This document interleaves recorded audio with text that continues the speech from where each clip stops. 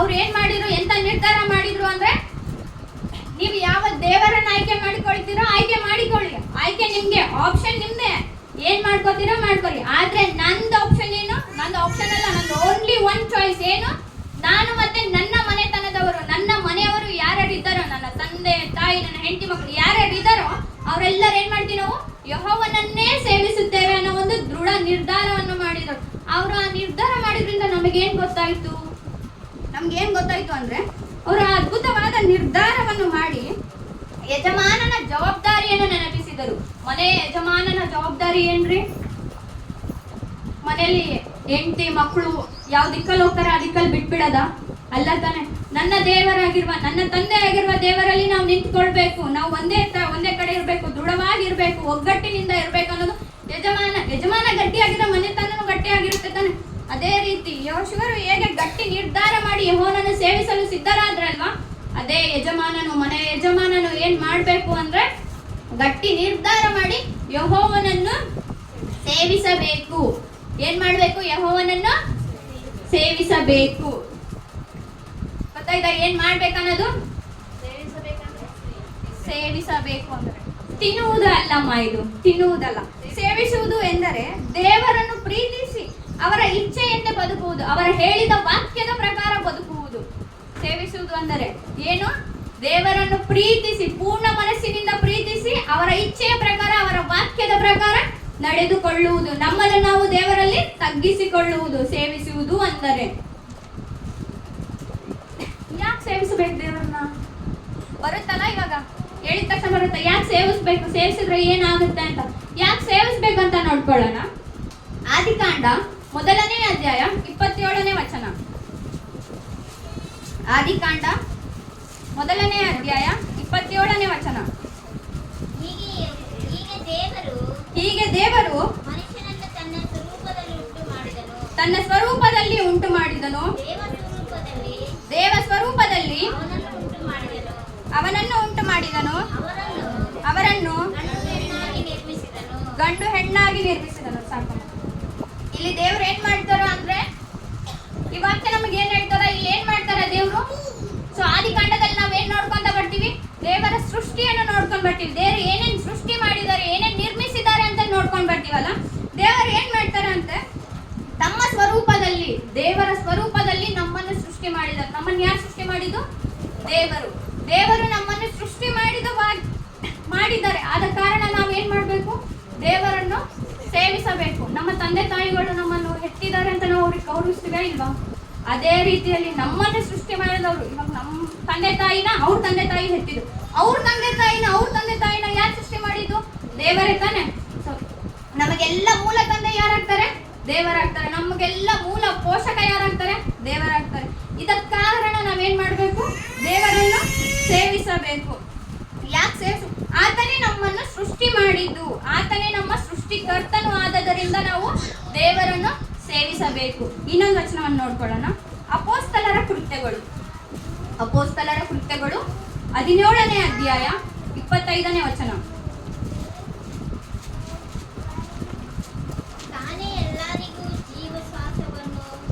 ತಾನೇ ಎಲ್ಲರಿಗೂ ಜೀವಶ್ವಾಸ ಮುಂತಾದೆಲ್ಲವನ್ನು ಕೊಡುವವನಾಗಿರಲಾಗಿ. ಸಾಕಮ್ಮ, ಸಾಕು. ತಾನೇ ಎಲ್ಲರಿಗೂ ಜೀವಶ್ವಾಸ ಮುಂತಾದವೆಲ್ಲವನ್ನು ಕೊಡುವವನಿರಲಾಗಿ. ಏನ್ ಮಾಡಿದಾರಂತೆ ದೇವರು? ನಮ್ಮನ್ನು ಜಸ್ಟ್ ಸೃಷ್ಟಿ ಮಾಡಿ ಗೊಂಬೆ ತರ ಮಾಡದೆ ನಮ್ಮಲ್ಲಿ ಏನ್ ಮಾಡಿದಾರಂತೆ? ಶ್ವಾಸವನ್ನು ಕೊಟ್ಟಿದ್ದಾರಂತೆ. ನಾವು ಉಸಿರಾಡೋದಿಕ್ಕೆ, ನಾವು ಬದುಕೋದಿಕ್ಕೆ, ನಾವು ಜೀವಿಸೋದಿಕ್ಕೆ ಒಂದು ಅವಕಾಶವನ್ನು ಕೊಟ್ಟಿದ್ದಾರಂತೆ. ಅವ್ರ ಅವಕಾಶ ಕೊಟ್ಟಿದ್ದಿಲ್ಲ ಅಂದ್ರೆ ನಾವೆಲ್ಲರೂ ಇಲ್ಲಿ ಕುತ್ಕೊಳಕ್ ಸಾಧ್ಯ ಆಗ್ತಿತ್ತ? ನಾವೆಲ್ಲರೂ ಇಲ್ಲೆಲ್ಲ ಬರಕ್ ಆಗ್ತಿತ್ತ? ನಾನು ಹಿಂಗ್ ನಿಂತ್ಕೊಂಡು ವಚನ ಹೇಳಕ್ ಆಗ್ತಿತ್ತ? ನೀವು ಇಲ್ಲ ಕುತ್ಕೊಂಡು ಕೇಳಕ್ ಆಗ್ತಿತ್ತ? ನಮ್ಮನ್ನು ಸೃಷ್ಟಿ ಮಾಡಿದ ದೇವರು ನಮ್ಮನ್ನು ಸೃಷ್ಟಿ ಮಾಡಿ ಸುಮ್ಮನೆ ಬಿಟ್ಟಾಗ್ದೆ, ಗೊಂಬೆಗಳಾಗಿ ನಮ್ಮನ್ನು ಬಿಟ್ಟು ಬಿಡದೆ ನಮ್ಮಲ್ಲಿ ಏನ್ ಮಾಡಿದ್ರಂತ? ಶ್ವಾಸವನ್ನು ಕೊಟ್ರಂತ. ಮುಂತಾದ ಹಲವುಗಳನ್ನು, ಎಷ್ಟೋ ಅದ್ಭುತಗಳನ್ನು ನಮ್ಗೆ ಕೊಟ್ಟಿದ್ದಾರೆ. ನಮ್ಗೆ ಗೊತ್ತಿಲ್ಲ ಎಷ್ಟೆಷ್ಟು ಅದ್ಭುತಗಳು ಕೊಟ್ಟಿದ್ದಾರೆ ಅಂತ. ಅಷ್ಟೆಲ್ಲ ಅದ್ಭುತಗಳನ್ನು ಕೊಟ್ಟಿದ್ದಾರೆ. ನಮ್ಮ ಜೀವ ಮತ್ತು ಉಸಿರು ಆತನಿಂದ ನಮಗೆ ದೊರೆತಿರುತ್ತದೆ. ಏನಾಗಿದೆ? ನಮ್ಮ ಜೀವ, ನಮ್ಮ ಆತ್ಮ, ನಮ್ಮ ಜೀವ, ನಮ್ಮ ಪ್ರಾಣ ಏನಿದೆಲ್ಲ ಅದು ದೇವರಿಂದ ದೊರೆತಿದ್ದು. ನಮ್ಮ ಉಸಿರು ದೇವರಿಂದ ದೊರೆತದ್ದು. ಆತನೇ ನಮ್ಮ ರಕ್ಷಕ ಮತ್ತು ನಮ್ಮ ಪೋಷಕನಾಗಿ ನಮ್ಮನ್ನು ಇಲ್ಲಿಯವರೆಗೂ ಕಾಯ್ದು ಕಾಪಾಡುತ್ತಿದ್ದಾನೆ. ಇಲ್ಲಿವರೆಗೂ ನಾವು ಬದುಕ್ತಿದ್ದೀವಿ, ನಾವು ಇದ್ದೀವಿ, ನಾವು ಜೀವಿಸ್ತಿದ್ದೀವಿ ಅಂದ್ರೆ ಅದೆಲ್ಲ ನಾವು ಪರಿಶ್ರಮ ಪಡ್ತಿದ್ದೀವಲ್ಲ, ನಮ್ಮ ಶ್ರಮದಿಂದನ ಅಲ್ಲ. ದೇವರು ನಮ್ಮನ್ನು ಇಲ್ಲಿವರೆಗೂ ಕಾಯ್ದು ಕಾಪಾಡ್ತಾರೆ. ಎಷ್ಟು ಕೆಟ್ಟ ಪಾಪ ಮಾಡಿದ್ರು ನನ್ನ ಮಕ್ಕಳು ಸರಿ ಹೋಗ್ತಾರೆ, ಇವತ್ತಲ್ಲ ನಾಳೆ ಸರಿ ಹೋಗ್ತಾರೆ, ಒಂದು ಅವಕಾಶ ಕೊಡೋಣ ಅಂತ ಇಲ್ಲಿವರೆಗೂ ನಮ್ಗೆ ಅವಕಾಶ ಕೊಟ್ಟು ನಮ್ಮನ್ನು ಕಾಯ್ದು ಕಾಪಾಡುತ್ತಿದ್ದಾರೆ. ಇದು ಯಾರಾದ್ರೂ ಜನರು ಮಾಡ್ತಾರ? ಯಾವ್ದೋ ಒಂದ್ ಸಣ್ಣ ತಪ್ಪು ಮಾಡಿದ್ರೆ ಹೋಗ್ಲಿ ಬಿಡು ಸಣ್ಣ ತಪ್ಪು ಅಂತ ಫಸ್ಟ್ ಸರ್ತಿ ಕ್ಷಮಿಸ್ತಾರೆ, ಮತ್ತೆ ಅದೇ ಮಾಡಿದ್ರೆ ಕ್ಷಮಿಸ್ತಾರ? ಜನರಾಗಿರೋ ನಾವೇ ಕ್ಷಮಿಸಲ್ಲ. ಅಂತ ದೇವರು ನಮ್ಮನ್ನು ನಾವೆಂತ ಕಠೋರವಾದ ಪಾಪವನ್ನು ಮಾಡಿದರೂ ನಮ್ಮನ್ನು ಕ್ಷಮಿಸಿ ರಕ್ಷಣೆ ಕೊಟ್ಟು ನಮಗೆ ಜೀವ ಪ್ರಾಣವನ್ನು ಕೊಟ್ಟು ನಮ್ಮನ್ನು ಕಾಯ್ದು ಕಾಪಾಡುತ್ತಿದ್ದಾನೆ. ಇದಕ್ಕಾದ್ರೂ ನಾವು ಅದನ್ನು ಸೇವಿಸ್ಬೇಕಲ್ಲ, ಆತನನ್ನು ಸೇವಿಸಲೇಬೇಕು. ಇನ್ನೊಂದು, ನಮಗೆ ಜೀವ ಕೊಟ್ಟಿರುವವರಿಗೆ ಸೇವೆ ಮಾಡುವುದು ನಮ್ಮ ಕರ್ತವ್ಯ. ಇದೇನಾಗಿದೆ? ನಮ್ದು ಕರ್ತವ್ಯ ಆಗಿದೆ. ಈ ಜೀವವನ್ನು ನಮಗೆ ದಯಪಾಲಿಸಿದವರಿಗೆ ನಾವೇನ್ ಮಾಡ್ಬೇಕು?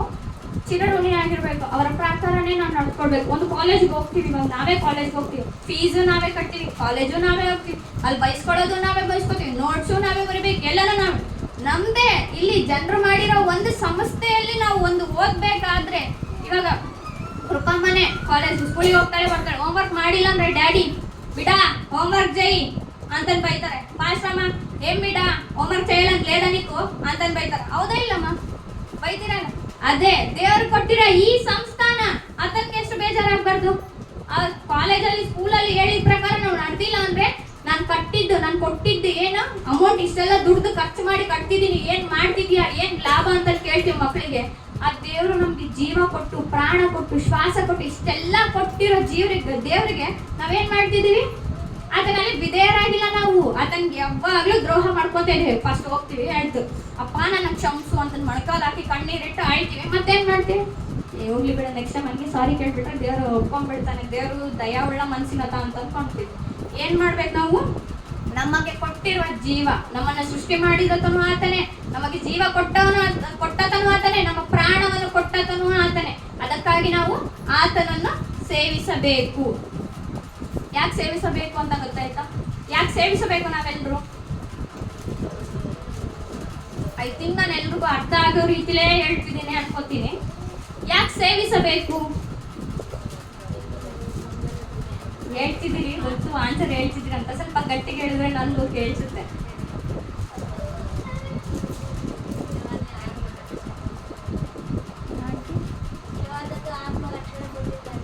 ಮುಖ್ಯವಾದದ್ದು ಆತ್ಮ ರಕ್ಷಣೆ ಕೊಟ್ಟಿದ್ದಾನೆ. ಅದಕ್ಕಾಗಿ ನಾವು ದೇವರನ್ನು ಸೇವಿಸಬೇಕು. ಈ ಸೇವನೆಯಿಂದ ನಮಗೇನು ಲಾಭಗಳು ನೋಡಿಕೊಳ್ಳೋಣ. ಏನ್ ಲಾಭಗಳಿದ್ದಾವೆ? ಯಾಕೆ ಕೊಟ್ಟಿದ್ದಾರೆ? ಯಾಕೆ ದೇವರನ್ನು ಸೇವಿಸಬೇಕು? ಯಾಕೆ ಇಷ್ಟು ಜನಗಳು ನಮ್ಗೆ ಹೇಳ್ತಿದ್ದಾರೆ? ಈ ಪುಸ್ತಕದಲ್ಲಿ ಇರುವವರೆಲ್ಲರೂ ಹೇಳಿದ್ದೇನು? ದೇವರನ್ನು ಸೇವಿಸಬೇಕು, ದೇವರನ್ನು ನಂಬಬೇಕಂತಂದೇ ಹೇಳಿದ್ದಾರೆ. ಯಾಕೆ ನಂಬಬೇಕು? ಅದರಿಂದ ನಮಗೇನು ಲಾಭ ಅಂತ ನೋಡ್ಕೊಳ್ಳೋಣ. ಸೊ ದೇವರನ್ನು ಸೇವಿಸಿದರೆ ಏನು ಲಾಭ? 2 ಲಾಭಗಳಿದ್ದಾವೆ. 2 ಲಾಭಗಳು. ಆ 2 ಲಾಭಗಳಲ್ಲಿ ಮೊದಲನೇ ಲಾಭ ಆಧ್ಯಾತ್ಮಿಕ ಲಾಭ. ಎರಡನೇದು ಜೀವನ ಲಾಭಗಳು. ಮೊದಲನೇದೇನು? ಆಧ್ಯಾತ್ಮಿಕ ಲಾಭಗಳು. ಆಧ್ಯಾತ್ಮಿಕ ಲಾಭಗಳಂದ್ರೆ ಆತ್ಮಕ್ಕೆ ಬೇಕಾಗಿರುವ ಲಾಭಗಳು, ನಮ್ಮ ಪ್ರಾಣಕ್ಕೆ ಬೇಕಾಗಿರುವ ಲಾಭಗಳು. ಎರಡನೇದೇನಂದ್ರೆ ನಮ್ಮ ಜೀವನಕ್ಕೆ ಬೇಕಾಗಿರುವ ಲಾಭಗಳು. ಮೊದಲನೇದಾಗಿ ಆಧ್ಯಾತ್ಮಿಕ ಲಾಭಗಳನ್ನು ನೋಡಿಕೊಳ್ಳೋಣ. ಯೋಹಾನನು ಬರೆದ ಸುವಾರ್ತೆ. ಮೊದಲನೇದು ಆಧ್ಯಾತ್ಮಿಕ, ಎರಡನೇದು ಜೀವನ.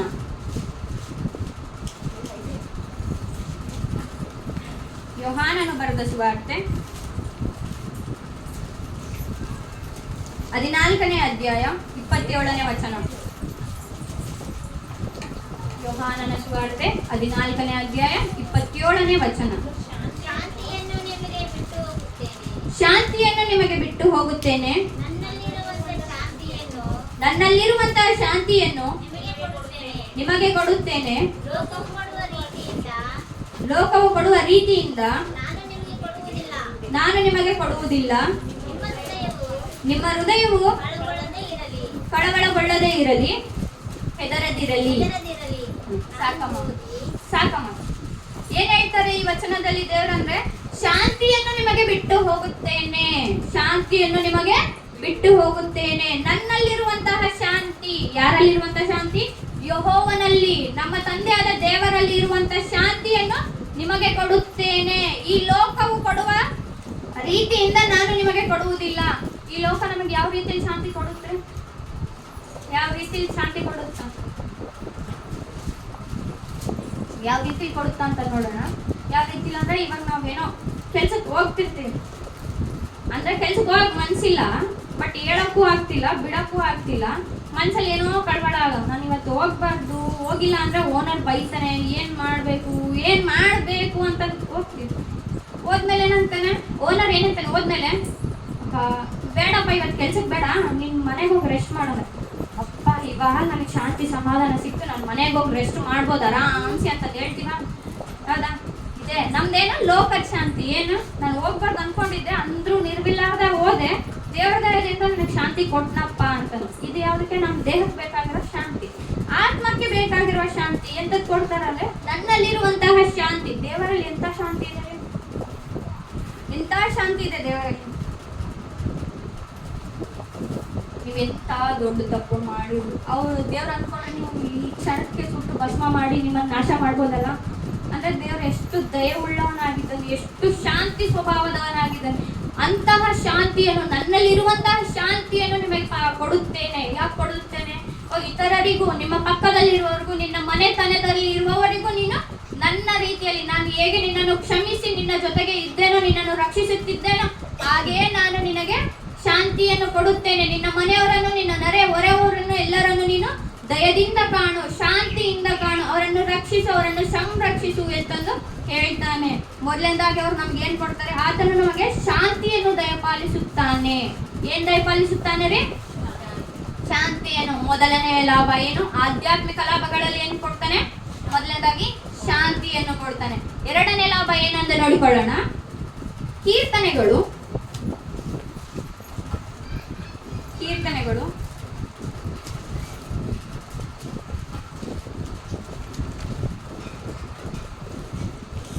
121ನೇ ಅಧ್ಯಾಯ 7ನೇ ವಚನ.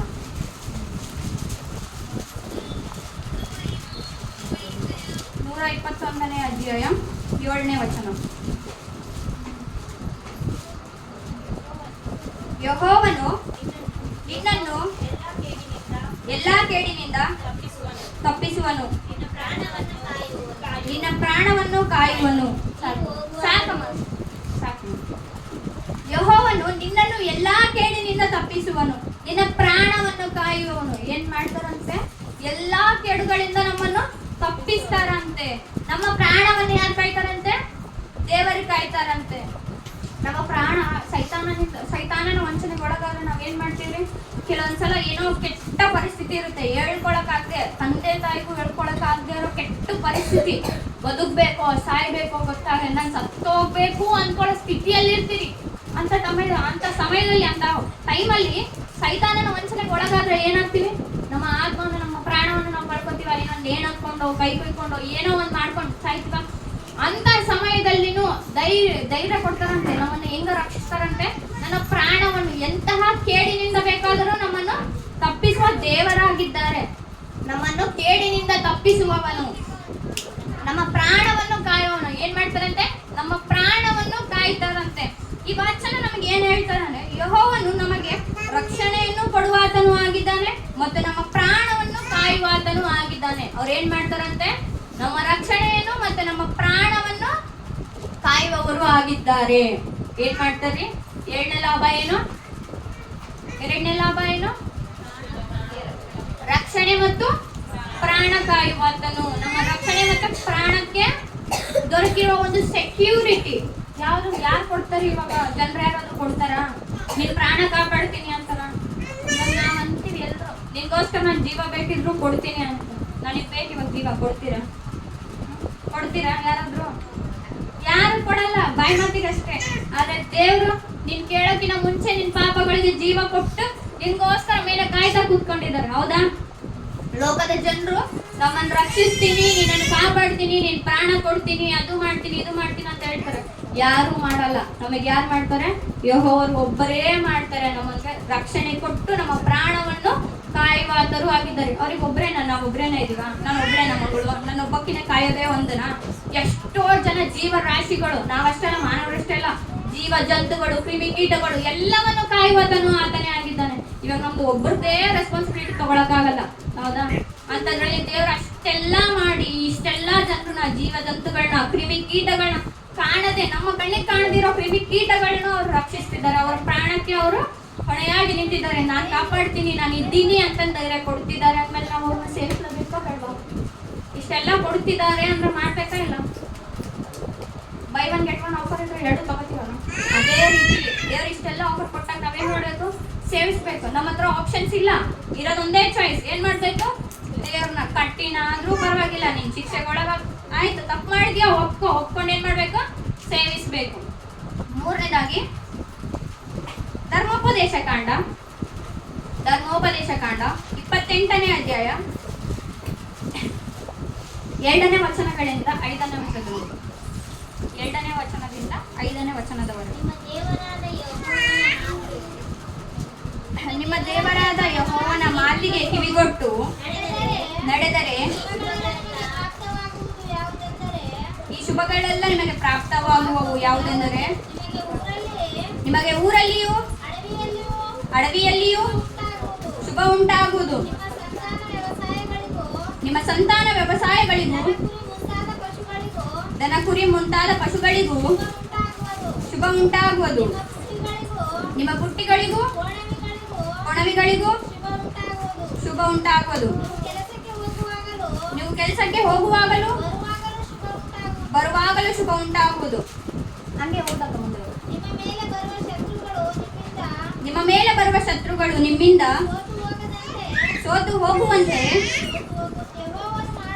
ಯೆಹೋವನು ಮಾಡುವನು. ಅವರು ಒಂದೇ ದಾರಿಯಿಂದ ನಿಮ್ಮ ಮೇಲೆ ಬಂದರು 7 ದಾರಿಗಳಿಂದ ಓಡಿ ಹೋಗೋರು. ಸಾಕಪ್ಪ, 7 ದಾರಿಗಳಿಂದ ಓಡಿ ಹೋಗೋರು. ಈ ವಚನದಲ್ಲಿ ನಮ್ಗೆ ಏನ್ ಹೇಳ್ತಾರ ದೇವ್ರ ಮಾತಿಗೆ ಕಿವಿಗೊಟ್ಟು ನಡೆದರೆ ಏನೇನ್ ಆಗ್ತವೆ, ಎಂತ ಆಶೀರ್ವಾದಗಳು ಉಂಟಾಗ್ತವೆ, ಎಂತ ಶುಭಗಳು ಉಂಟಾಗುತ್ತವೆ ಅಂತ ದೇವ್ರು ತಿಳಿಸ್ತಾರೆ. ಏನೇನ್ ಮಾಡ್ಬೇಕು? ನಿಮ್ಮ ದೇವರಾದ ಯೆಹೋವನ ಮಾತಿಗೆ ಕಿವಿಗೊಟ್ಟು ನಡೆದರೆ ಈ ಎಲ್ಲಾ ಶುಭಗಳು ನಿಮಗೆ ಪ್ರಾಪ್ತವಾಗುವು. ಶುಭಗಳು ಅಂದರೆ ಆಶೀರ್ವಾದಗಳು. ಯಾವ ಆಶೀರ್ವಾದಗಳು ನಮಗೆ ಉಂಟಾಗುತ್ತವೆ ಅಂತ ದೇವರು ಹೇಳ್ತಾರ. ನಿಮಗೆ ಊರಲ್ಲಿಯೂ ಅಡವಿಯಲ್ಲಿಯೂ ಶುಭ ಉಂಟಾಗೋದು. ನೀವು ಊರಲ್ಲೇ ಇರಿ, ಅಡವಿಯಲ್ಲೇ ಇರಿ, ಎಲ್ಲೇ ಇರಿ, ನೀವು ದೇವರ ಮಾತಿಗೆ ಕಿವಿಗೊಟ್ಟು ದೇವರ ವಾಕ್ಯದ ಪ್ರಕಾರ, ದೇವರ ಮಾತಿನ ಪ್ರಕಾರ ನಡ್ಕೊಂಡು ಹೋಗ್ತಿದ್ದೀರಿ ಅಂದ್ರೆ ನಿಮಗೆ ಕೇಡಂತರೂ ಮಾಡಲ್ಲ. ದೇವರು ಶುಭವನ್ನೇ ಉಂಟು ಮಾಡ್ತಾನೆ, ಆಶೀರ್ವದಿಸ್ತಾನೆ, ಇನ್ನೂ ಹೆಚ್ಚಾಗಿ ಆಶೀರ್ವದಿಸ್ತಾನೆ. ಮತ್ತೇನ್ ಮಾಡ್ತಾರೆ? ನಿಮ್ಮ ಸಂತಾನ ವ್ಯವಸಾಯಗಳಿಗೂ ದನ ಕುರಿಗಳಿಗೂ ಮುಂತಾದ ಪಶುಗಳಿಗೂ ಶುಭ ಉಂಟಾಗುವುದು. ನಿಮಗಷ್ಟೇ ಅಲ್ಲ, ನಿಮ್ಮ ಸಂತಾನಕ್ಕೂ, ನಿಮ್ಮ ದನ ಕುರಿಗಳಿಗೂ, ಪಶುಗಳಿಗೂ, ವ್ಯವಸಾಯಕ್ಕೂ, ನೀವು ಮಾಡುವ ಕೆಲಸಕ್ಕೂ ಎಲ್ಲ ಅದಕ್ಕೂ ಆಶೀರ್ವದಿಸಿ ಅದನ್ನು ಶುಭ ಉಂಟಾಗುವಂತೆ ಮಾಡುವನು. ಶುಭ ಉಂಟಾಗುವಂತೆ ನಮಗೆ ಒಳ್ಳೆಯದಾಗಿ ರೀತಿಯಲ್ಲೇ ಆಶೀರ್ವದಿಸುವನು. ನಿಮ್ಮ ಪುಟ್ಟಿಗಳಿಗೂ ಕೊಣವಿಗಳಿಗೂ ಶುಭ ಉಂಟಾಗುವುದು. ಪುಟ್ಟಿಗಳಿಗೂ ಕೊಣವಿಗಳಿಗೂ, ಕೊಣವಿಗಳು ಬೀಜ ಬಿತ್ತುವಂಥದ್ದು, ಅಂದ್ರೆ ಹೊಲದಲ್ಲಿ ಬೀಜ ಬಿತ್ತುವಂಥದ್ದು. ನೀವು ವ್ಯವಸಾಯ ಮಾಡುವಾಗ ಮೊದಲನೇ ಕಾರ್ಯ ಏನ್ ಮಾಡ್ತೀವಿ? ಹೊಲವನ್ನು ಕ್ಲೀನ್ ಮಾಡ್ಕೊಂಡು ಅದನ್ನೆಲ್ಲ ಕ್ಲೀನ್ ಮಾಡ್ಕೊಂಡು ಆದ್ಮೇಲೆ ಬೀಜ ಬಿತ್ತುತ್ತೀವಿ. ನೀವು ಬಿತ್ತುವ ಬೀಜಗಳಿಗೂ ನಾನು ಶುಭ ಉಂಟು ಮಾಡುತ್ತೇನೆ. ಶುಭ ಉಂಟು ಮಾಡಿದ್ರೆ ಏನಾಗುತ್ತೆ? ಒಳ್ಳೆಯ ಫಲವತ್ತವಾದ ಫಲ ಬರುತ್ತೆ. ಫಲವತ್ತವಾದ ಫುಲ್ ಹೆಂಗ ಅಂದ್ರೆ, ಏನೋ ನಿನ್ನೆ 2 ಚೀಲ ಬರುತ್ತೆ ಅನ್ಕೊಂಡ್ರೆ 4 ಚೀಲ ಬಂದಾಗ ಎಷ್ಟು ಖುಷಿ ಆಗುತ್ತಲ್ಲ, ಅದೇ ರೀತಿಯಾದ ಶುಭವನ್ನು ದೇವರು ಉಂಟು ಮಾಡುತ್ತಾನಂತೆ. ನೀವು ಕೆಲಸಕ್ಕೆ ಹೋಗುವಾಗಲೂ ಬರುವಾಗಲೂ ಶುಭ ಉಂಟಾಗುವುದು. ಯಾವಾಗ ನೀವು ಕೆಲಸಕ್ಕೆ ಹೋಗುವಾಗಲೂ ಶುಭ ಉಂಟಾಗುವುದಂತೆ, ಬರುವಾಗಲೂ ಶುಭ ಉಂಟಾಗುವುದಂತೆ. ಮತ್ತೆ ನಿಮ್ಮ ಮೇಲೆ ಬರುವ ಶತ್ರುಗಳು ನಿಮ್ಮಿಂದ ಸೋತು ಹೋಗುವಂತೆ ಯೆಹೋವನು ಮಾಡುವನು. ನಮ್ಮ ಮೇಲೆ ಬರುವ ಶತ್ರುಗಳನ್ನು ಯಾರು ಹೋಗುವಂತೆ ಮಾಡುವರು? ಸೋತು ಹೋಗುವಂತೆ ಯೆಹೋವನು ಮಾಡುತ್ತಾರೆ. ಅವರು ಒಂದು ದಾರಿಯಿಂದ ನಿಮ್ಮ ಮೇಲೆ ಬಂದರು 7 ದಾರಿಗಳಿಂದ ಓಡಿ ಹೋಗೋರಂತ. ಅವ್ರು ಒಂದೇ ದಾರಿಯಿಂದ ಬಂದ್ರು ಅವರನ್ನ ಎಲ್ಲಿಂದ ಕಳಿಸ್ತಾರಂತ? 7 ದಾರಿಗಳಿಂದ ಓಡಿ ಹೋಗುವ ರೀತಿಯಲ್ಲಿ ಮಾಡ್ತಾರಂತೆ. ಇಷ್ಟೆಲ್ಲ ಶುಭಗಳು, ಇಷ್ಟೆಲ್ಲ ಆಶೀರ್ವಾದಗಳು ನಮ್ಗೆ ಯಾಕೆ ಕೊಡ್ತಾರೆ ದೇವರು? ಯಾಕೆ ಕೊಡ್ಬೇಕು? ಅವ್ರು ಯಾಕೆ ಕೊಡ್ಬೇಕು? ನಾವ್ ಯಾಕೆ ಸೇವಿಸ್ಬೇಕು? ಏನ್ ಲಾಭಗಳನ್ನು ನೋಡ್ತೀವಲ್ಲ, ಅವ್ರು ನಮಗೆ ಇಷ್ಟೆಲ್ಲ ಲಾಭಗಳನ್ನ ಯಾಕೆ ಕೊಟ್ರು? ಇಷ್ಟೆಲ್ಲ ಶುಭಗಳನ್ನ ಯಾಕೆ ಉಂಟು ಮಾಡಿದ್ರು? ಯಾಕೆ ಉಂಟು ಮಾಡಿದ್ರು? ಇಲ್ವಾ ನಮ್ಮ ಹತ್ರ ಆನ್ಸರ್? ಯಾಕೆ ಉಂಟು ಮಾಡಿದ್ರು ಅವೆಲ್ಲ? ಇದೆಲ್ಲ ನಮಗಾಗಿ ಯಾಕೆ ಕೊಟ್ರು?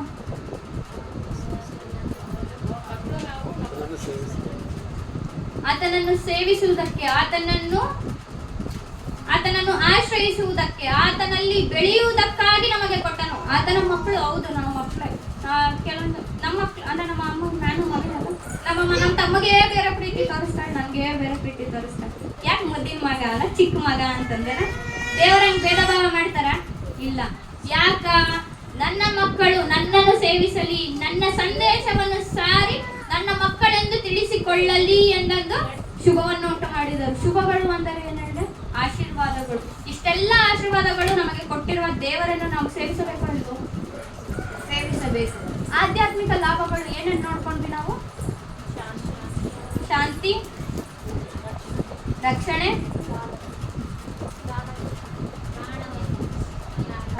ಮತ್ತು ಪ್ರಾಣವನ್ನು ಕಾಯುವ ಆತನೂ ಆಗಿದ್ದಾನೆ. ಮತ್ತು ಲಾಸ್ಟ್ ಮೂರನೇದೇನು ನೋಡ್ಕೊಂಡ್ವಿ? ಆಶೀರ್ವಾದಗಳು, ಶುಭಗಳು. ನಮಗೆ ಆತನ ಎಷ್ಟೆಲ್ಲ ಆಶೀರ್ವಾದ ಕೊಟ್ಟಿದ್ದಾನೆ. ಶತ್ರುಗಳಿಂದ ಪಾರ್ ಮಾಡ್ತಾನಂತೆ, ಕೆಲ್ಸಕ್ಕೆ ಹೋಗುವಾಗ್ಲೂ ಬರುವಾಗ್ಲೂ ನಮ್ಮನ್ನು ಕಾಪಾಡಿ ನಮ್ಮನ್ನು ಆಶೀರ್ವದಿಸ್ತಾನಂತೆ.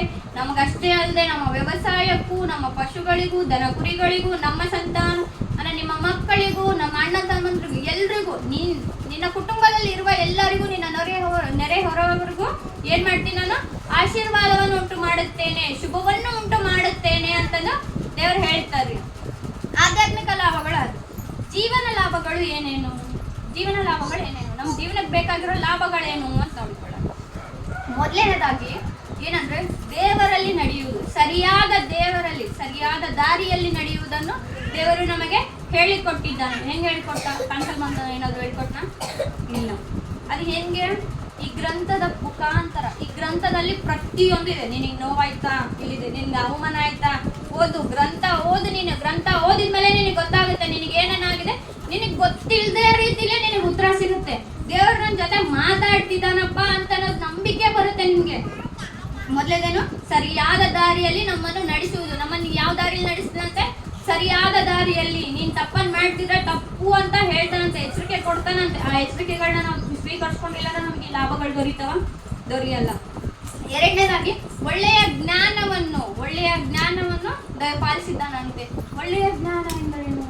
ಅಕ್ಕಪಕ್ಕದವ್ರ ಜೊತೆಗೆ ಒಂದು ಆಟಿಟ್ಯೂಡ್ ಇಂದ ಮಾತಾಡೋದು, ಗರ್ವದಿಂದ ಮಾತಾಡೋದು, ಇದಾನೊಂದು ಒಳ್ಳೆಯ ಜ್ಞಾನ ಇಲ್ಲ. ಎಲ್ಲರ ಹತ್ರ ತಗ್ಗಿ ಬಗ್ಗಿ, ಚಿಕ್ಕವರು ದೊಡ್ಡವರು ಅವ್ರ ಹತ್ರ ಹೆಂಗ ವಿನಯವುಳ್ಳ ಸ್ವಭಾವದವರು, ದಯವುಳ್ಳ ಸ್ವಭಾವರಾಗಿ ನಾವು ಅವ್ರ ಹತ್ರ ನಡ್ಕೊಂಡಾಗ ದೇವರು ಕೊಟ್ಟಿರುವ ಒಳ್ಳೆಯ ಜ್ಞಾನವನ್ನು ಒಳ್ಳೆಯದಾಗಿ ನಾವು ಅದನ್ನು ಏನ್ ಮಾಡ್ತೇವೆ? ನಾವು ಉಪಯೋಗಿಸ್ಕೋತೇವೆ. ಏನ್ ಕೊಟ್ಟಿದ್ದಾರಂತೆ ದೇವರು? ಒಳ್ಳೆಯ ಜ್ಞಾನವನ್ನು ಕೊಟ್ಟಿದ್ದಾರಂತೆ. ಮೂರನೇದಾಗಿ ಏನ್ ಕೊಟ್ಟಿದ್ದಾರಂತೆ? ಬಲವಾದ ಕುಟುಂಬವನ್ನು ಕೊಟ್ಟಿದ್ದಾರಂತೆ. ಬಲವಾದ ಕುಟುಂಬ. ಇವಾಗ ನಮ್ಮ ಕುಟುಂಬಗಳು ಹೆಂಗಿದಾವೋ ನಮ್ಗೆ ಗೊತ್ತಿಲ್ಲ, ಹೌದಾ? ದೇವರು ಏನ್ ಕೊಟ್ಟಿದ್ದಾರೆ? ನಿಮಗೆ ಕೊಟ್ಟಿದ್ದೇ ಬಲವಾದ ಕುಟುಂಬಗಳು. ಆದರೆ ನಿಮ್ಮ ಮಾತು, ನಿಮ್ಮ ನಡವಳಿಕೆ, ನಿಮ್ಮ ಕಾರ್ಯಗಳೇನಿದಾವಲ್ಲ, ಆ ಬಲವಾದ ಕುಟುಂಬವನ್ನು ಏನ್ ಮಾಡಿದವಂದ್ರೆ ಕುಗ್ಸಿದವಂತೆ. ಮನೇಲಿ ಕೆಲವೊಬ್ಬರಿಗೆ ಆಗ್ಬರಲ್ಲ, ಮನೇಲಿ ಇದ್ದವ್ರಿಗೆ ಆಗ್ಬರಲ್ಲ. ಅಂತದನ್ನ ನಾವು ಮಾಡ್ಕೊಂತ ಹೋದ್ರೆ ನಮಗೆ ಈ ಲಾಭಗಳು ದೇವರನ್ನ ಸೇರಿಸಲು ಸಾಧ್ಯವಾಗುತ್ತಾ? ಆಗಲ್ಲ. ಅದಕ್ಕೆ ಏನ್ ಮಾಡ್ಬೇಕಂತ? ದೇವರಲ್ಲಿ ನಡ್ಕೊಂತ, ದೇವರಲ್ಲಿ ದೇವರನ್ನ ಸೇವಿಸ್ಕೊಂಡು, ದೇವರ ಪ್ರಾರ್ಥನೆಯಲ್ಲಿ ಇದ್ದುಕೊಂಡು ಅವರ ಆಶೀರ್ವಾದವನ್ನ ನಾವು ತೆಗೆದುಕೊಳ್ತಿದ್ರೆ ನಮ್ಮ ಕುಟುಂಬ ಹೆಂಗಿರ್ತದೆ? ಬಲವಾಗಿರುತ್ತದೆ ಅಂತ ಹೇಳ್ತಾರೆ. ಜೀವನದ ಲಾಭಗಳು ಏನೇನು ನೋಡ್ಕೊಂಡ್ವಿ ನಾವು? ಸರಿಯಾದ ದಾರಿಯಲ್ಲಿ ನಡೆಸುವುದು, ಎರಡನೇದಾಗಿ ಒಳ್ಳೆಯ ಜ್ಞಾನವನ್ನು ದಯಪಾಲಿಸಿದ್ದು, ಮೂರನೇದಾಗಿ ಬಲವಾದ ಕುಟುಂಬವನ್ನು ಕೊಟ್ಟಿದ್ದು. ದೇವರನ್ನು ಸೇವಿಸುವುದು ನಷ್ಟವಲ್ಲ. ಅದನ್ನ ದೇವರನ್ನ ಸೇವಿಸಿದ್ರೆ ನಮಗೆ ನಷ್ಟ ಏನಾದ್ರು ಇದೆನಾ? ಇಲ್ಲಪ್ಪ, ನನಗೆ ಇಂಥ ಲಾಸ್ ಆಗ್ತೈತೆ, ನಂದು ಇರೋದೇ ಒಂದು ಎಕರೆ ಎಲ್ಲ ಐತೆ, ದೇವ್ರನ್ನ ಸೇರಿಸಿದ್ರೆ ಅದನ್ನು ಹೋಗ್ತೈತೆ ಅಂತಂದು ಏನಾದ್ರು ಇದೆನಾ? ದೇವ್ರ ಆಶೀರ್ವಾದ ಮಾಡಿದ್ರೆ ನಿಮ್ಗೆ 1 ಎಕರೆ ಹೊಲ ಹೋಗಿ 10 ಎಕರೆ ಹೊಲ ಆಗುತ್ತೆ, ಹೌದಾ? ದೇವ್ರನ್ನ ಸೇರಿಸುವುದು ನಷ್ಟವಲ್ಲ. ಅದು ಅತ್ಯುತ್ತಮ ಹೂಡಿಕೆ ಅಂದ್ರೆ ಅಭ್ಯಾಸ, ರೂಢಿ. ನಮ್ಮಲ್ಲಿ ಇವಾಗ ರೂಢಿ ಇಲ್ಲ, ಅಭ್ಯಾಸ ಇಲ್ಲ. ಅಭ್ಯಾಸ ಮಾಡ್ಕೊಳ್ಳಿ. ಇವಾಗಿನ ಪರಿಸ್ಥಿತಿ ನಮ್ಗೆ ಇನ್ನೂ ಹೆಚ್ಚಾಗಿ ಆಶೀರ್ವಾದ ಉಂಟಾಗಿ ನಾವು ಇನ್ನೂ ಹೆಚ್ಚಾಗಿ ಬೆಳಿಬೋದು, ಹೌದಾ? ಲಾಭಗಳೇನಂತ ನೋಡ್ಕೊಂಡು ಇವಾಗಿನ ಜನರು, ಸದ್ಯಕ್ಕೆ ನಾವು ಇರುವವರು, ಎಷ್ಟು ಜನರು ದೇವರನ್ನು ಸೇವಿಸ್ತಿದ್ದೀವಿ ಗೊತ್ತಿಲ್ಲ. ಲೋಕದಲ್ಲಿ ಇರುವವರು ಯಾಕೆ ದೇವರನ್ನು ಸೇವಿಸುತ್ತಿಲ್ಲ? ಯಾಕೆ ಸೇವಿಸುತ್ತಿಲ್ಲ ದೇವರನ್ನು? ಕೆಲವೊಂದು ಜನ ಏನೋ ಟೈಮ್ಗೆ ಬೆಳಗ್ಗೆ ಪ್ರೇಯರ್ ಮಾಡ್ಕೊಂಡ್ರೆ ರಾತ್ರಿ ಪ್ರೇಯರ್ ಮಾಡ್ಕೊಳಕ್ ಆಗ್ತಿಲ್ಲ, ಬೈಬಲ್ ಓದ್ಕೊಳಕ್ ಆಗ್ತಿಲ್ಲ ಅಂತ ಹೇಳ್ತೀನಿ. ನಾನೇ ಹೇಳ್ತೀನಿ, ಇವಾಗ ಕಾಲೇಜ್ ಜಾಯ್ನ್ ಆಗಿದ್ದೀನಿ, ಬೆಳಗ್ಗೆ ಪ್ರಾರ್ಥನೆ ಮಾಡ್ಕೊಂತೀನಿ, ರಾತ್ರಿ ಬೈಬಲ್ ಓದಕ್ ಆಗ್ತಿಲ್ಲ ಅಂತಂದು ಹೇಳ್ತೀನಿ. ಯಾಕೆ ಹೇಳ್ತಿದೀವಿ? ಈ ಕಾರಣಗಳನ್ನು ನಾವು ಯಾಕೆ ಕೊಡ್ತಿದೀವಿ?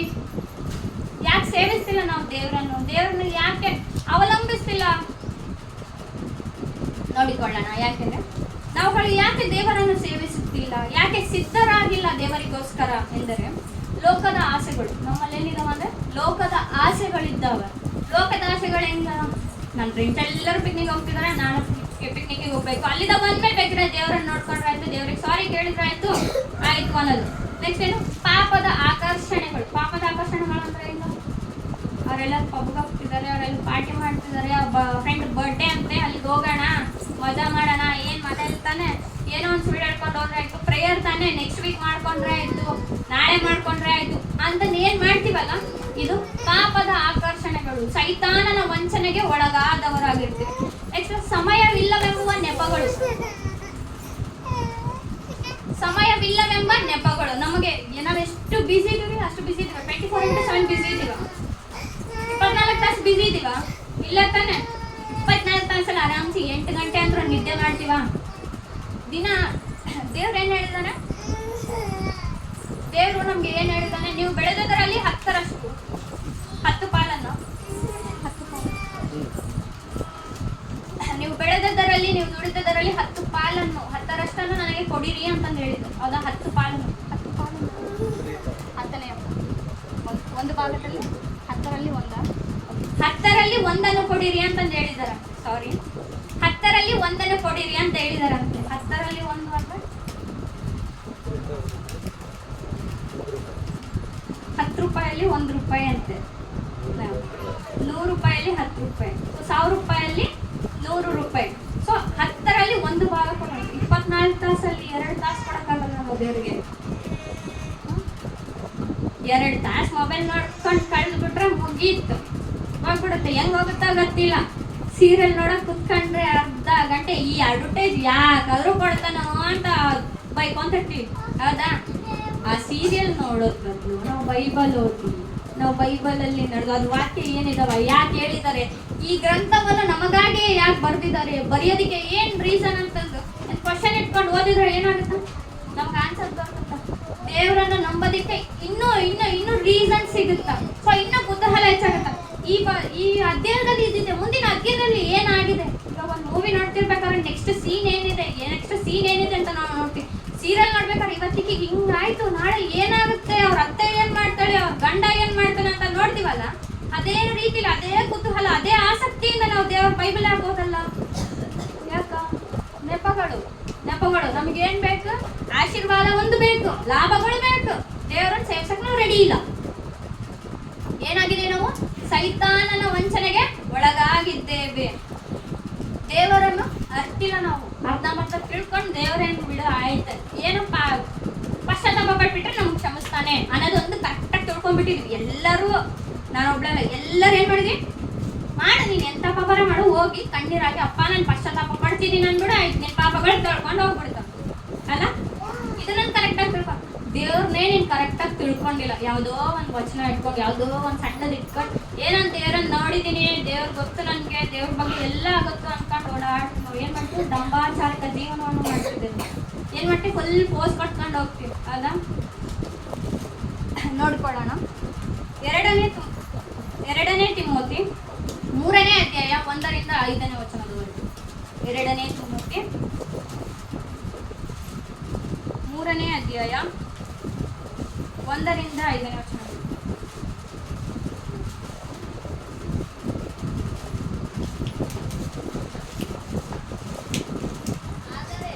ಆದರೆ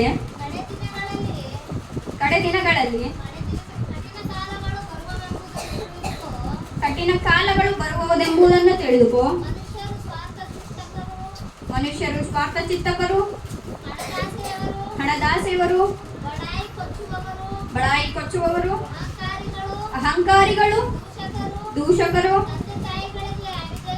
ತಂದೆ ತಾಯಿಗಳಿಗೆ ಅವಿಧೇಯರು, ಇಲ್ಲದವರು,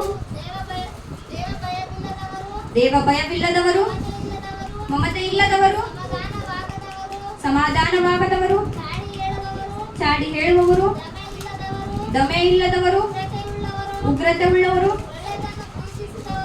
ಒಳ್ಳೆಯದನ್ನು ಪ್ರೀತಿಸದವರು, ದ್ರೋಹಿಗಳು, ದುಡುಕಿನವರು, ಉಬ್ಬಿಕೊಂಡವರು, ದೇವರನ್ನು ಪ್ರೀತಿಸದೆ ಭೋಗಗಳನ್ನೇ ಪ್ರೀತಿಸುವವರು,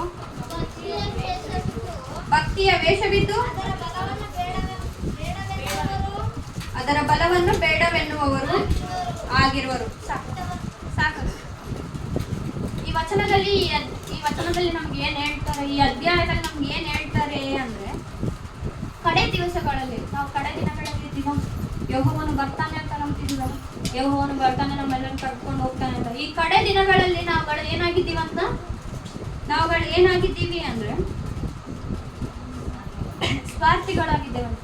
ಸ್ವಾರ್ಥಿಗಳು, ನಂದಷ್ಟೇ, ನಾನ್ ಚೆನ್ನಾಗಿದ್ರೆ ಸಾಕು. ಮನೆಯವ್ರು ಇವಾಗ ಎಲ್ಲರೂ ಹೆಂಗೂ ಸೆಲ್ಫಿ. ಮನೆಯವರು ಒಳ್ಳೇದಾಗ್ತಾರ, ನನಗೊಂದು ಒಳ್ಳೇದಾದ್ರೆ ಸಾಕು. ಮನೆಯವ್ರು ಹೆಂಗಾರು ಹೋಗ್ಲಿ, ಪಕ್ಕದವ್ರು ಹೆಂಗಾರು ಹೋಗ್ಲಿ, ಅವ್ರಿಗೆ ನಷ್ಟ ಆಗುತ್ತಾ ಪರವಾಗಿಲ್ಲ, ನಾನು ಒಳ್ಳೆ ರೀತಿಯಿಂದ ಇರ್ಬೇಕು. ನನ್ನ ಖುಷಿ, ನನ್ನ ಸ್ಯಾಟಿಸ್ಫ್ಯಾಕ್ಷನ್ ಇದ್ರೆ ಸಾಕು. ನನ್ನ ಖುಷಿ ಆಯ್ತಾ, ನನಗೆ ಸಮಾಧಾನ ಆಯ್ತಾ ಸಾಕು ಅಂತ ಸ್ವಾರ್ಥ ಭಾವವನ್ನು ಹೊಂದಿದ್ದೇವಂತೆ. ಹಣದಾಸೆಗಳು ಏನು, ಇವಾಗ ನನ್ನ ಹತ್ರ 10 ರೂಪಾಯಿ ಇತ್ತಲ್ಲ, 10 ರೂಪಾಯಿ ಸಾಕಾಗಲ್ಲ, 100 ರೂಪಾಯಿ ಬೇಕು ಅಂತೀವಿ. 100 ರೂಪಾಯಿ ಸಾಕಾಗಲ್ಲ, 1000 ರೂಪಾಯಿ ಬೇಕು ಅಂತೀವಿ. 1000 ರೂಪಾಯಿ ಇದ್ರೇನು ಸಾಕಾಗಲ್ಲ ನಮ್ಗೆ. ಏನು, ಇನ್ನೂ ಬೇಕು. ಎಷ್ಟು ಹಣ ಕೊಟ್ಟರು ಈ ಹಣ ಎಲ್ಲಿಗೆ ಹೋಗ್ತದಮ್ಮ, ಎಲ್ಲಿಗೆ ಹೋಗ್ತದಂತ ಕೇಳಿ, ಎಲ್ಲಿಗೆ ಹೋಗ್ತದೆ ನಿನಗೆ ಗೊತ್ತದ ಇಲ್ಲ? ಲೋಕದ ಖರ್ಚುಗಳು ಎಷ್ಟಾವ? ಏನ್ 10 ರೂಪಾಯಿಗೆ ಬರ್ತದ ಎಲ್ಲ? ಏನ್ ನಿನ್ಗೆ ಐತಾ ಇಲ್ಲ ಬುದ್ಧಿ? ಸಾಸಿವೆ ಕಾಳೆ ಬರಂಗಿಲ್ಲ ನಿನ್ಗೆ 10 ರೂಪಾಯಿಗ. ಏನ್ 10,000 ರೂಪಾಯಿ ಎಲ್ಲಿಗೆ ಹೋಯ್ತು ಅಂತ ಕೇಳ್ತೀರಿ. ನೀನು 10,000 ರೂಪಾಯಿ ನೀನು 1 ತಿಂಗಳ ದುಡ್ಕೊಂಡು ಬಂದು ನೀನು ಕೊಡು ಮನೇಲಿ. ಖಾಲಿ 10 ನಿಮಿಷದಲ್ಲಿ ಕಾಲ ಏನಾಯ್ತು? ಸಾಮಾನು ತಗೊಂಬಂದು. ಏನ್ ಸಾಮಾನು ತಗೊಂಬಂದಮ್ಮ? ಮನೆ ಸಾಮಾನು ತಗೊಂಬಂದು.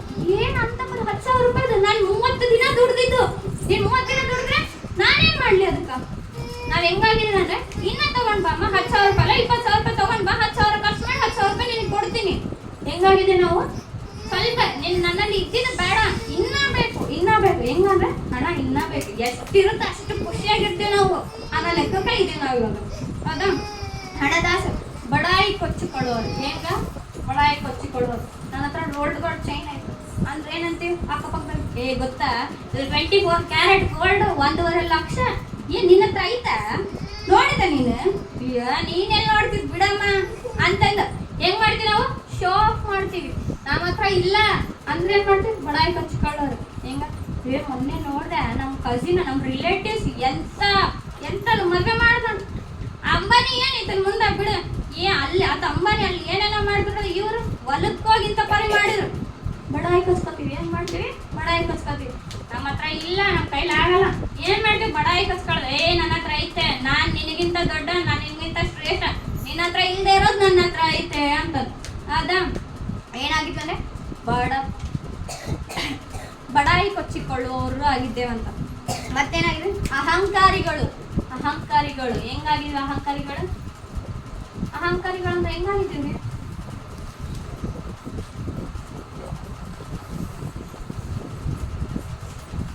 ಅಹಂಕಾರಿಗಳು ಹೆಂಗಾಗಿದ್ದೀವಿ ನಾವು ಅಹಂಕಾರಿಗಳಲ್ವಾ? ಅಂದ್ರೆ ನಮ್ಮ ಹತ್ರ ಅಹಂಕಾರನೇ ಇಲ್ವಾ? ನನ್ನ ಹತ್ರ ಐತಪ್ಪ ಅಹಂಕಾರ, ಯಾರ ಹತ್ರ ಐತಿಲ್ಲ, ನನ್ನ ಹತ್ರ ಐತೆ ಅಹಂಕಾರ. ಯಾವ ರೀತಿ? ನಮ್ಮ ಅಮ್ಮ ನನಗೆ ಏನಾನ ಅನ್ಬೇಕು, ನಾನು ಯಾಕೆ ಮಾಡ್ಲಿ? ಅವನಿದ್ದಂತಾನೆ, ಅವನೇನ್ ಮಾಡಿದ್ದಾನೆ? ಅವ್ನ್ ಗಂಡು ಹುಡ್ಗ ಮಾಡ್ಬೇಕು ಕೆಲ್ಸ. ಏನ್ ನಾನೊಬ್ಳೆ ಮಾಡ್ಬೇಕೇನ್? ನಾನು ಇಷ್ಟೆಲ್ಲ ಓದಿ ಇಷ್ಟೆಲ್ಲ ಮಾಡಿ ಏನ್ ಅದು ಮಾಡ್ಲ ಕೆಲ್ಸ? ಮಗ ಇದ್ದಂತಾನೆ, ಮಗಗೇಳು. ಅಹಂಕಾರ ಹೆಂಗ? ನಾನೇ ಶ್ರೇಷ್ಠಳು, ನನಗಿಂತ ದೊಡ್ಡವ್ರು ಯಾರಿಲ್ಲ. ನನ್ನ ಮನೇಲಿ ನಾನು ಏನು ನಮ್ಮ ಅಮ್ಮ ಹೇಳ್ತಾರೆ, ಏನಿನ್ನು ಹೆಣ್ಣು ಹುಡುಗಿ ಸ್ವಲ್ಪ ತಿಳ್ಕೊಬೇಕು. ನಾನು ತಿಳ್ಕೊಳ್ಳಿ, ನಾನು ದೊಡ್ಡವಳು. ದೊಡ್ಡಸ್ತು ಅನ್ನೋದು ಏನಾಯ್ತು? ತಲೆಮೇಲೆ ತಿಳ್ಕೊಂಡ್ಬಿಟ್ಟೈತೆ. ಅದೇನಾಗದ? ಅಹಂಕಾರ ರೂಪದಲ್ಲಿ ತೋರಿಕೆ ಆಗ್ತಾ ಇದೆ. ನಾವೇನಾಗಿದ್ವಿ? ಎಲ್ಲರೂ ಒಂದೊಂದು ವಿಷಯದಲ್ಲಿ ಅಹಂಕಾರ ಉಳ್ಳವರೇ ಆಗಿದ್ವಿ. ಆ ಅಹಂಕಾರ ಉಳ್ಳವರಾಗಿದ್ದೇವಂತೆ ನಾವು. ಮತ್ತೇನ್ ಮಾಡಿದ್ವಿ ಅಂದ್ರೆ, ಉಪಕಾರ ನೆನೆಸದವರು. ಉಪಕಾರಗಳನ್ನ ನೆನೆಸ್ಕೊತೀವ. ಏನ್ ಮಾಡಿದಾಳು ಬಿಡು, ನಾನೇನ್ ಕೇಳಿದ್ನ ಆಕಿಗೆ ಮಾಡಂತ ಸಹಾಯ? ಏನಪ್ಪ ಕಷ್ಟ ಅಂತ ಬಂದ್ಲು, ನಾನು ಹೇಳ್ದೆ ಆಕಿ ಮಾಡ್ಬೇಕು ಅನ್ನಿಸ್ತು, ಮಾಡಿದ್ಲು. ನಾನೇನನ್ ಬಾಯ್ ಬಿಟ್ಟು ಕೇಳಿದ್ನ? ಇಲ್ಲಪ್ಪ, ಆಕಿ ಮಾಡಿದ್ಲು, ಆಕಿನ ಕರ್ಮ ಅದು, ನಾನೇನ್ ಮಾಡ್ಲಿ ಅಂತ ಏನ್ ಮಾಡಿದೆ? ಉಪಕಾರಗಳನ್ನ ನಾವು ಯಾರು ನೆನ್ಸ್ಕೊಳಂಗಿಲ್ಲ. ಏನಪ್ಪ ಪಾಪ ನನ್ನ ಕಷ್ಟ ಕಾಲದಲ್ಲಿ ಬಂದ್ಲು, ನನಗೆ ಸಹಾಯ ಮಾಡಿಲ್ಲ ಅಂತ ನೆನ್ಸ್ಕೊಂಡ್ರೆ ಏನಿರುತ್ತ, ನಮಗೂ ಸ್ವಲ್ಪ ಸಮಾಧಾನ ಇರ್ತದೆ, ಮಾಡಿದವ್ರಿಗೂ ಇನ್ನೂ ಸ್ವಲ್ಪ ಮಾಡ್ಬೇಕಂತ ಇರ್ತದೆ. ಹೌದಾ? ನಾವೇನ್ ಮಾಡ್ತೀವಿ, ಏನ್ ಬಂದ್ಲು ಹಂಗೆ ಏನ್ ಐತ್ ಆಕಿನ ಹತ್ರ ಐತಂತ ತೋರಿಸ್ಕೊಳಕ್ ಬಂದಾಳಕಿ ಅಷ್ಟೇ, ಏನ್ ಮಾಡಾಳ್ ಬಿಡು ಅಂತಂದು ಹೇಳ್ತೀವಿ. ಹೌದಾ? ಹೊರಗೆ ಹೇಳಿಲ್ಲ ಅಂದ್ರಪ್ಪ ಅಟ್ಲೀಸ್ಟ್ ಒಳಗಾದ್ರು ಅನ್ಕೋತೀವಿ ಅಂತವ್ರಾಗಿದ್ದೀವಿ ಅಂತ. ನಾವೇನಾಗಿದೆ ಅಂತ ಉಪಕಾರಗಳನ್ನ ನೆನೆಸಿಕೊಳ್ಳದವರು, ಉಪಕಾರಗಳನ್ನ ನೆನೆಸ್ಕೊಳ್ಳಲ್ಲ ಅಂತಾರೆ ನಾವು. ಮತ್ತೇನಾಗಿದೆ, ದೇವ ಭಯ ಇಲ್ಲದವರು. ಏನ್ ಮಾಡಿಲ್ಲ ಅಂತ, ದೇವ್ರ ಭಯ ನಮ್ಗಿಲ್ಲ, ದೇವ್ರ ಭಯ ಇಲ್ಲದಲ್ಲೇ ಬದುಕ್ತಿದ್ದೇವೆ, ಚಾಡಿ ಹೇಳುವವರಾಗಿದ್ದೇವಂತ. ಮಮತೆ ಇಲ್ಲದವರು, ಮಮತೆ, ದಯೆ, ಕರುಣೆ ಇವೇನು ನಮ್ಮ ಹತ್ರ ಇಲ್ಲ ಅಂತ. ದೇವರ ಸ್ವರೂಪವಾಗಿದ್ದೇವೆ ನಾವು. ದೇವರ ಏನೇನು ಕ್ಯಾರೆಕ್ಟರಿಸ್ಟಿಕ್ಸ್, ಅವರು ಏನೇನು ಗುಣಗಳಿದಾವ ಅವ್ಯಾವು ನಮ್ಮ ಹತ್ರ ಇಲ್ವಂತೆ. ಅದಕ್ಕಾಗಿ ನಾವು ದೇವರನ್ನು ಸೇವಿಸಲು ಸಾಧ್ಯವಾಗುತ್ತಿಲ್ಲ ಅಂತಂದು ದೇವ್ರು ಹೇಳ್ತಾರ್ರಿ.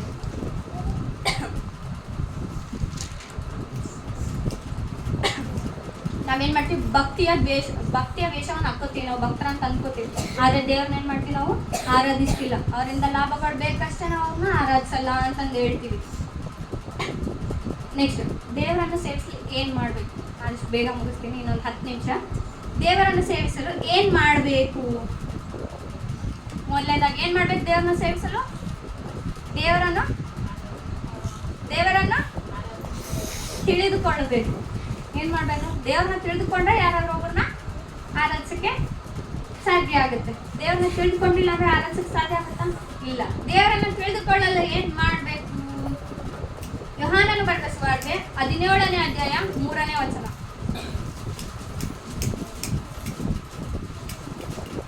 ಯೋಹಾನನು ಬರೆದ ಸುವಾರ್ತೆ 17ನೇ ಅಧ್ಯಾಯ 3ನೇ ವಚನ. ಒಬ್ಬನೇ ಸತ್ಯ ದೇವರಾಗಿರುವ ನಿನ್ನನ್ನು ನೀನು ಕಳುಹಿಸಿಕೊಟ್ಟು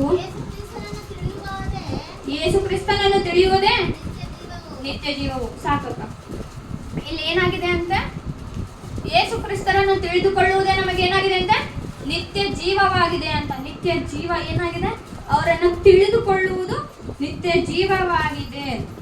ಪರಿಚಯ ಇಲ್ಲಾರ್ದವ್ರು ಯಾರಾದ್ರೂ ನಾವು ಮಾತಾಡಿಸ್ತೀವ? ಅವ್ರನ್ನ ಯಾರಾದ್ರೂ ನಾವು ಮನೆಗೆ ಕರಿತೀವ? ಇಲ್ಲ. ನಾವು ಪರಿಚಯ ಇದ್ದವ್ರನ್ನ, ಯಾರು ನಮ್ಗೆ ಕ್ಲೋಸ್ ಇರ್ತಾರೋ ಅವ್ರನ್ನೇ ನಾವು ಮನೆಗೆ ಕರಿತೀವಿ, ಊಟ ಹಾಕ್ತೀವಿ, ಎಲ್ಲ ಮಾಡ್ತೀವಿ. ಹೌದಾ? ಅದೇ ರೀತಿಯಾಗಿ ನಾವೇನ್ ಮಾಡ್ಬೇಕಂದ್ರೆ, ದೇವರನ್ನ ತಿಳಿದುಕೊಂಡಾಗ್ಲೇ ಮಾತ್ರ ನಮ್ಮ ಹೃದಯದಲ್ಲಿ ನಾವು ದೇವರಿಗೆ ಸ್ಥಾನ ಕೊಡಲಿಕ್ಕೆ ಸಾಧ್ಯ ಆಗುತ್ತೆ. ದೇವ್ರು ಈ ದೇಹ ಕೊಟ್ಟಿದ್ದು ದೇವ್ರೆ, ಅದರಲ್ಲಿ ಮತ್ತೆ ದೇವ್ರಿಗೆ ನಾವು ಸ್ಥಾನ ಬೇರೆ ಕೊಡ್ಬೇಕು. ಯಾಕೆ ಕೊಡ್ಬೇಕು? ಅವ್ರು ಬಂದು ಇರ್ಬೋದು ತಾನೆ, ಯಾಕಿಲ್ಲ? ನನ್ನ ಮಕ್ಕಳು ತಮ್ಮ ಸ್ವಂತ ಇಚ್ಛೆಯಿಂದ ಸಂಪೂರ್ಣ ಹೃದಯದಿಂದ ನನ್ನನ್ನು ಸೇವಿಸಲಿ, ನನ್ನನ್ನು ಅವರ ಹೃದಯದಲ್ಲಿ ಸ್ಥಾಪಿಸಲಿ ಅಂತಂದು ಕಾಯುತ್ತಿದ್ದಾರೆ. ಹಂಗಾಗಿ ಏನ್ ಮಾಡ್ಬೇಕು, ನಾವು ಮೊದಲನೇದಾಗಿ ದೇವರನ್ನು ಅರಿತುಕೋಬೇಕು. ಎರಡನೇದಾಗಿ ಏನ್ ಮಾಡ್ಬೇಕು, ನಾವು ಸಂಪೂರ್ಣ ಹೃದಯದಿಂದ ಪ್ರೀತಿಸಬೇಕು. ಏನ್ ಮಾಡ್ಬೇಕು? ಸಂಪೂರ್ಣ ಹೃದಯದಿಂದ ಅವರನ್ನು ಪ್ರೀತಿಸಬೇಕು. ಮೂರನೇದಾಗಿ ಏನ್ ಮಾಡ್ಬೇಕು? ಆಜ್ಞೆಗೆ ವಿಧೇಯರಾಗಬೇಕು. ಸಂಪೂರ್ಣ ಹೃದಯದಿಂದ, ಪೂರ್ಣ ಮನಸ್ಸಿನಿಂದ, ಅರ್ಧಮರ್ಧ ಮನಸ್ಸಿನಿಂದಲ್ಲ, ಪೂರ್ಣ ಮನಸ್ಸಿನಿಂದ ಅವರನ್ನು ಪ್ರೀತಿಸಬೇಕು. ಪ್ರೀತಿಸಿ ಅವರನ್ನು ಅರಿತುಕೊಂಡ ಮೇಲೆ ನಾವು ಅವರನ್ನು ಪ್ರೀತಿಸಕ್ಕೆ ಸ್ಟಾರ್ಟ್ ಮಾಡ್ತೀವಿ, ಅವರನ್ನು ಇಷ್ಟಪಡೋದಕ್ಕೆ ಸ್ಟಾರ್ಟ್ ಮಾಡ್ತೀವಿ. ಹೌದಾ?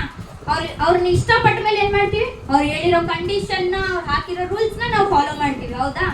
ಅವ್ರನ್ನ ಸೇರಿಸಿ ಏನೇನು ಮಾಡಬೇಕು? ಫಸ್ಟ್ ಯಾವುದೇ ನಾವು ಒಂದು ಮನುಷ್ಯನ ತಗೊಂಡು ಏನು ಮಾಡ್ತೀವಿ, ಫಸ್ಟ್ ಆ ವ್ಯಕ್ತಿನ ಪರಿಚಯ ಮಾಡ್ಕೋತೀವಿ. ಹೌದಾ? ಪರಿಚಯ ಮಾಡ್ಕೊಂಡ್ಮೇಲೆ ಏನು ಮಾಡ್ತೀವಿ, ನಾವು ಅವ್ರನ್ನ ಇಷ್ಟಪಡೋದಕ್ಕೆ ಸ್ಟಾರ್ಟ್ ಮಾಡ್ತೀವಿ. ಇಷ್ಟಪಡೋದಾದ್ಮೇಲೆ ಏನು ಮಾಡ್ತೀವಿ, ಅವ್ರು ಹಾಕಿರೋ ರೂಲ್ಸ್ ರೆಗ್ಯುಲೇಷನ್ಸ್ ಏನೇನಿದಾವ ಅದನ್ನೆಲ್ಲ ಫಾಲೋ ಮಾಡ್ತೀವಿ. ಹೌದಾ? ನೆಕ್ಸ್ಟ್ ಇನ್ನೊಂದೇನು, ಪಾಪದಿಂದ ದೂರ ಇರಬೇಕು. ನಾವು ಮಾಡುವ ಪಾಪಗಳು ಏನೇನಿದಾವಲ್ಲ ಅವೆಲ್ಲದಿಂದಲೂ ದೂರ ಇರಬೇಕು. ಐದನೇದಾಗಿ ಏನ್ ಮಾಡ್ಬೇಕು? ಪ್ರಾರ್ಥನೆ ಮತ್ತು ಆರಾಧನೆ. ಏನ್ ಮಾಡ್ಬೇಕು? ಲಾಸ್ಟ್ ಆಗಿ ಐದನೇದು ಏನ್ ಮಾಡ್ಬೇಕು? ಪ್ರಾರ್ಥನೆ ಮತ್ತು ಆರಾಧನೆ. ನಾವೇನ್ ಮಾಡ್ಬೇಕು? ರೂಲ್ಸ್ ರೆಗ್ಯುಲೇಷನ್ಸ್ ಎಲ್ಲ ಫಾಲೋ ಮಾಡ್ತಿದೀವಿ ಅಂದ್ಮೇಲೆ ಏನ್ ಮಾಡ್ಬೇಕು? ಪ್ರಾರ್ಥನೆ ಮಾಡ್ಬೇಕು, ಅವ್ರನ್ನ ಮಹಿಮೆ ಪಡಿಸ್ಬೇಕು. ಅವ್ರನ್ನ ಇನ್ನೂ ಹೆಚ್ಚಾಗಿ ನಮ್ಮನ್ನ ಇಷ್ಟಪಡುವ ರೀತಿಯಲ್ಲಿ ನಾವು ಅವ್ರನ್ನ ಬದಲಾಯಿಸ್ಕೋಬೇಕು. ಹೆಂಗ್ ಮಾಡ್ಬೇಕು? ಆರಾಧನೆ, ಪ್ರಾರ್ಥನೆ, ದಿನ ಪ್ರಾರ್ಥನೆ ಮಾಡ್ಬೇಕು, ಆರಾಧನೆ, ಮಹಿಮೆ ಪಡಿಸ್ಬೇಕು, ಘನ ಪಡಿಸ್ಬೇಕು, ಇದೆಲ್ಲ ಮಾಡ್ಬೇಕು. ಆರನೇದಾಗಿ ಏನ್ ಮಾಡ್ಬೇಕು? ಕುಟುಂಬವನ್ನು, ನಾನಷ್ಟೇ ಅಲ್ಲ, ನನ್ನ ಸುತ್ತ ನನ್ನ ಮನೇಲಿ ಯಾರ್ಯಾರಿದಾರ ಅವ್ರನ್ನ ಇಷ್ಟಪಡ್ಬೇಕಲ್ಲ. ಇಷ್ಟಪಡೋ ರೀತಿಯಲ್ಲಿ ಹೆಂಗ್ ಮಾಡ್ಬೇಕು? ನನ್ನ ಕುಟುಂಬದವ್ರಿಗೆ ಅವ್ರ ಬಗ್ಗೆ ಹೇಳ್ಬೇಕು, ಅವ್ರ ಬಗ್ಗೆ ತಿಳಿಸ್ಬೇಕು. ಅವ್ರು ಏನೇನ್ ಮಾಡಿದ್ದಾರೆ, ನನಗೋಸ್ಕರ ಏನೇನ್ ಮಾಡಿದ್ದಾರೆ ಅಂತಂದು ತಿಳಿಸ್ಬೇಕು. ತಿಳಿಸಿ ಅವ್ರಿಗೆ ಇಷ್ಟ ಸೇವಿಸಬೇಕು. ಕುಟುಂಬವನ್ನು ಅವರ ಮಾರ್ಗದಲ್ಲಿ ನಡೆಸಬೇಕು. ದೇವರನ್ನು ಹೇಗೆ ಸೇವಿಸ್ಬೇಕಂತ ನೋಡ್ಕೊಂಡಲ್ಲ. ಮೊದಲನೇದಾಗಿ ಪ್ರೀತಿಸಬೇಕು. ಎರಡನೇದಾಗಿ ಏನ್ ಮಾಡ್ಬೇಕು, ಸಂಪೂರ್ಣ ಹೃದಯದಿಂದ ಫಸ್ಟ್ ಅರಿತುಕೋಬೇಕು ಅವ್ರು ಹೆಂಗ ಅಂತಂದು. ಅದಾದ್ಮೇಲೆ ಪ್ರೀತಿಸಬೇಕು, ಸಂಪೂರ್ಣ ಹೃದಯದಿಂದ ಪ್ರೀತಿಸಬೇಕು.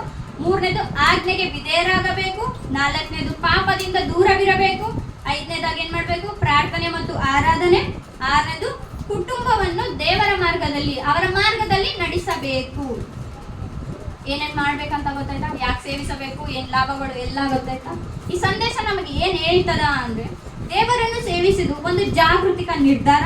ಯೆಹೋಶುವನು ತನ್ನ ಜೀವನದಲ್ಲಿಯೂ ತನ್ನ ಮನೆತನದಲ್ಲಿಯೂ ಯೆಹೋವನನ್ನೇ ಆರಿಸಿಕೊಂಡಂತೆ ನಾವು ಕೂಡ ಅವನನ್ನೇ ಆರಿಸಬೇಕು. ದೇವರನ್ನು ಸೇವಿಸಬೇಕಾದ ಕಾರಣ ಆತನೇ ನಮ್ಮ ಸೃಷ್ಟಿಕರ್ತ, ರಕ್ಷಕ ಮತ್ತು ಆಶೀರ್ವಾದದ ಮೂಲ. ಅವನನ್ನು ಸೇವಿಸಿದರೆ ಶಾಂತಿ, ದಾರಿ, ರಕ್ಷಣೆ ಮತ್ತು ನಿಜವಾದ ಸಂತೋಷ ಸಿಗುತ್ತದೆ. ಆದರೆ ಇಂದಿನ ಹಲವರು ಲೋಕದ ಆಸೆಗಳಿಗೆ, ಸಮಯದ ಕೊರತೆ ಮತ್ತು ದೇವರನ್ನು ಸರಿಯಾಗಿ ಅರಿಯದೇ ಇರುವುದರಿಂದ ಅವರನ್ನು ಸೇವಿಸಲು ಆಗುತ್ತಿಲ್ಲ. ಆದ್ದರಿಂದ ದೇವರನ್ನು ಸೇವಿಸಲು ನಾವು ಅವರನ್ನು ತಿಳಿದುಕೊಳ್ಳಬೇಕು, ಪ್ರೀತಿಸಬೇಕು, ವಾಕ್ಯಕ್ಕೆ ವಿಧೇಯರಾಗಬೇಕು, ಪವಿತ್ರ ಜೀವನವನ್ನು ನಡೆಸಬೇಕು ಎಂದು ಹೇಳುತ್ತಾ ಈ ಸಂದೇಶವನ್ನು ಮುಗಿಸುತ್ತೇನೆ. ಎಲ್ಲರಿಗೂ ನಾನು ಮುಚ್ಚಿಕೊಳ್ಳಿ ಪ್ರಾರ್ಥನೆ ಮಾಡ್ತೀನಿ. ಪರಿಶುದ್ಧನೇ ಮಹೋನ್ನತನೇ, ನಮ್ಮನ್ನು ಅತಿ ಬಹಳವಾಗಿ ಪ್ರೀತಿ ಮಾಡುವ ನಮ್ಮ ಪರಲೋಕದ ತಂದೆ, ಅಪ್ಪ ತಂದೆ, ನಿನ್ನ ನಾಮಕ್ಕೆ ವಂದನೆಗಳು, ಸ್ತುತಿ ಸ್ತೋತ್ರಗಳು ತಂದೆ. ಇವತ್ತಿನ ಈ ವಾಕ್ಯವನ್ನು ತಿಳಿದುಕೊಂಡು ನಮ್ಮ ಮಧ್ಯದಲ್ಲಿರುವ ಎಷ್ಟೋ ಮನೆಯ ಯಜಮಾನರು ಅವರ ಜವಾಬ್ದಾರಿಯನ್ನು ತಿಳಿದುಕೊಂಡು ಅವರು ನಿನ್ನ ಮಾರ್ಗದಲ್ಲಿಯೇ ಅವರ ಮನೆತನವನ್ನು, ಅವರ ಮನೆಯವರನ್ನು ಎಲ್ಲರನ್ನು ನಿನ್ನ ಮಾರ್ಗದಲ್ಲಿ ನಡೆಸುವುದಕ್ಕೆ ಅವರಿಗೆ ಸಹಾಯ ಮಾಡುತ್ತದೆ. ಈ ವಾಕ್ಯವನ್ನು ಹೇಳೋದಕ್ಕೆ ನನಗೆ ಒಳ್ಳೆಯ ಜ್ಞಾನವನ್ನು ಕೊಟ್ಟಿದ್ದಕ್ಕಾಗಿ ಸ್ತುತಿ ಸ್ತೋತ್ರಗಳನ್ನು ಸಲ್ಲಿಸುತ್ತೇನೆ. ಕೇಳಿದವರನ್ನು ಆಶೀರ್ವದಿಸು, ಎಲ್ಲರನ್ನು ನಿಮ್ಮ ಹಸ್ತಕ್ಕೆ ಒಪ್ಪಿಸಿಕೊಟ್ಟು ಈ ಚಿಕ್ಕ ಪ್ರಾರ್ಥನೆ ನಿಮ್ಮ ಮುದ್ದು ಮಗನು ನಮ್ಮ ಲೋಕರಕ್ಷಕನಾದ ಯೇಸು ಕ್ರಿಸ್ತನ ನಾಮದಲ್ಲಿ ಬೇಡಿ ಹೊಂದಿದ್ದೇವಪ್ಪ ತಂದೆ. ಆಮೆನ್.